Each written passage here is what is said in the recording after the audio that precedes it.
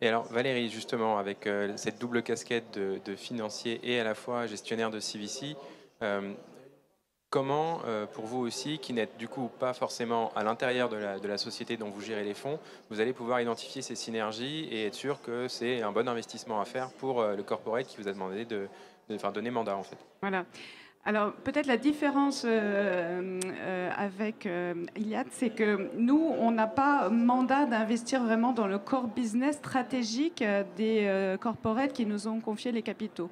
On a mandat de trouver des technologies qui vont accélérer leur digitalisation. Donc quand j'investis dans Intercloud pour permettre à SNCF de passer dans le cloud avec ses propres clés de cryptage dans des chemins sécurisés, c'est pas SNCF qui va racheter Intercloud, ça n'a aucun sens. J'apporte une solution télécom sécurisée qui vont permettre de faire cette transition. Voilà, pour donner un exemple concret.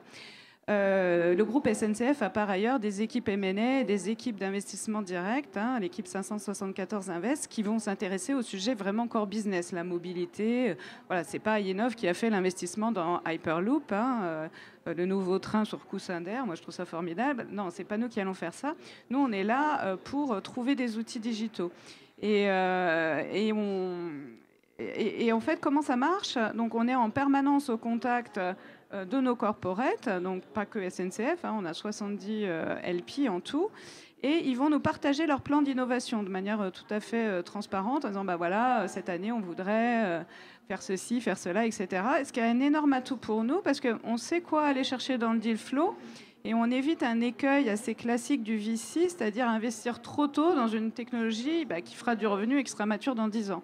Parce qu'au moment où on va faire l'investissement, on sait qu'on a un client corporate pour qui c'est le sujet et qui était à la recherche de ce type de technologie.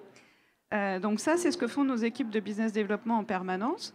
Nous, on sait dans quoi investir. Et puis, quand on a trouvé une cible qui correspond à la demande, on va dire, on a aussi accès à des niveaux de due diligence très importants parce que pour tester une plateforme data, on va au Data Lab SNCF, puis on a les meilleurs ingénieurs en algorithmie qui vont nous craquer la plateforme et nous dire si ça tient le choc techniquement ou pas. Donc ça, c'est ce que l'on fait. Et je pense que ce qui est important pour que ça fonctionne, c'est qu'il y ait vraiment ce lien business-développement. Alors, après, il y a les deux écoles, mais nous, chez Ainov, on a vraiment séparé le métier de l'investissement, qui est un métier, du métier du business développement, et on a des personnes dédiées pour être le lien avec nos corporates.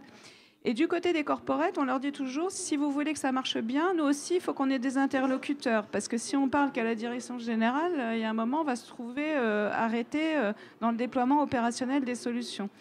Donc ça marche quand vraiment il y a des interlocuteurs des deux côtés. Donc c'est le cas avec SNCF. Eux-mêmes, de leur côté, ils ont des interlocuteurs business développement qui nous permettent de naviguer dans le groupe, qui est énorme, hein. C'est un groupe de 150 000 personnes. Et on fait un vrai travail de vente et de suivi des startups. Et pour répondre à votre question sur la maturité, ça aussi, on a appris en essuyant des plâtres. Hein. Nous, on ne montre pas à nos clients corporate des startups qui n'ont pas passé un certain stade de développement et de professionnalisation. Et par ailleurs, on les aide à passer ce stade hein, avec nos operating partners en interne, notamment à savoir faire un pitch de vente comme l'attend un très grand corporate, à savoir répondre à un gros appel d'offres comme l'attend un très gros corporate. On va jusqu'à entraîner nos startups à répondre à ces appels d'offres dans les oraux. Et parce que sinon, ça crée en fait de la frustration des deux côtés. Un groupe de la taille de SNCF, c'est pas vrai, ne peut pas travailler avec une start-up de moins de 10 personnes dont il sera le premier client. Donc il va faire un POC. Bon, ça marche toujours de faire un POC dans la direction digitale. Puis après, on va jamais industrialiser parce qu'on va buter contre deux problèmes. La start-up n'est pas assez solide pour répondre aux problèmes du corporate. Bon, dans le rail, là, il y a la certification rail. Hein. Si vous n'avez jamais entendu parler de ce que c'est, vous n'allez pas mettre de l'IoT industriel sur l'infrastructure. C'est une question de sécurité. Je donne un exemple.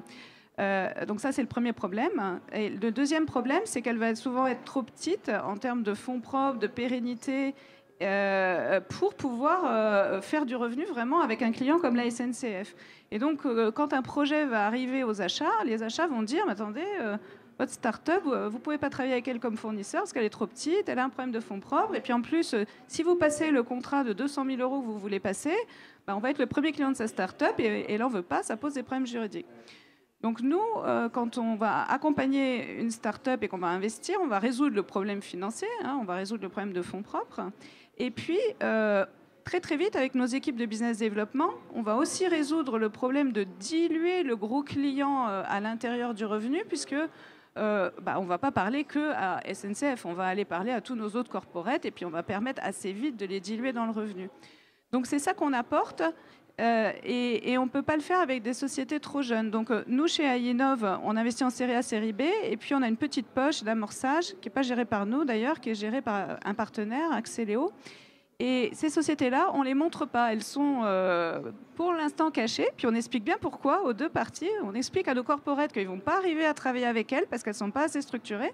Et puis on explique aux startups en amorçage que ce n'est pas le moment et que ça va être déceptif des deux côtés. Eux vont perdre du temps, ils ne vont pas arriver à faire du revenu, et le corporate va dire non, moi sérieusement, je ne peux pas confier telle mission critique à cette start-up qui n'est pas suffisamment structurée. Voilà ce que nous a appris l'expérience.